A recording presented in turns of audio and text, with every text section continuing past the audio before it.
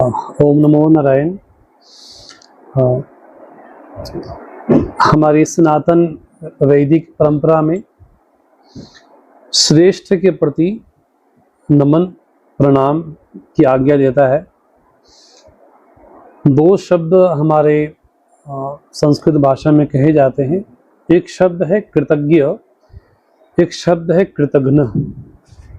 तो हम भारतीय संस्कृति कृतज्ञ संस्कृति नहीं है, अपितु कृतज्ञता की संस्कृति है। किए हुए को हमेशा जो याद रखे वो कृतज्ञ है, और जो किए हुए को भूल जाए उसको कृतघ्न कहते हैं। कृतम हंति इति कृतघ्न। जो किए हुए को हमने कठिन समय में आपकी सहायता की, आपका भला किया, और आप उसको भूल जाएं तो आपकी जो भाव है, आपके जो विचार हैं, वो मानो कि आप कृतघ्न की श्रेणी में आते हैं। लेकिन वैदिक संस्कृति ये कहती है कि आप कृतघ्न मत बनो, आप कृतज्ञ बनो।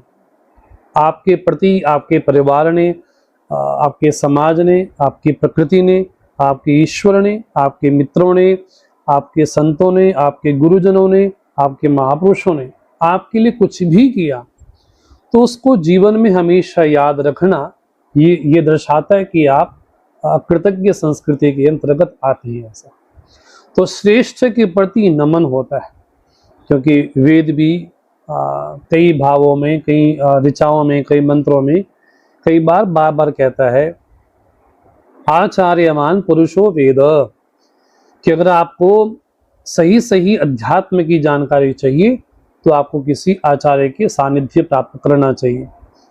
पूज्य स्वामी विवेकानंद जी महाराज जी कठोपनिषद के एक मंत्र से प्रभावित होकर के तो उन्होंने देश विदेश में भारतीय संस्कृति का डंका बजाया। वो मंत्र विशेष था कठोपनिषद का, उत्तिष्ठत जागृत प्राप्य वरान निबोधत।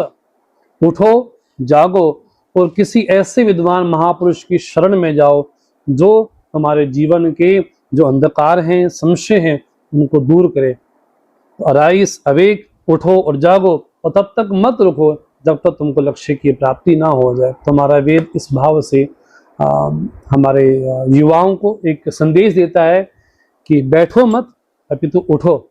जिस भाव में भी है, जब भी जागे तब सवेरा, इस भाव से अगर जब तक नहीं हुआ हमारा प्रारब्ध था, लेकिन अब आगे चलने की बात है। तो वेद मंत्र कहते हैं, श्रुतियां कहती हैं, नीति वाक्य कहते हैं चरई वेती, आगे चलो, आगे बढ़ो। ऐसा संदेश हमको प्राप्त हमें करना चाहिए।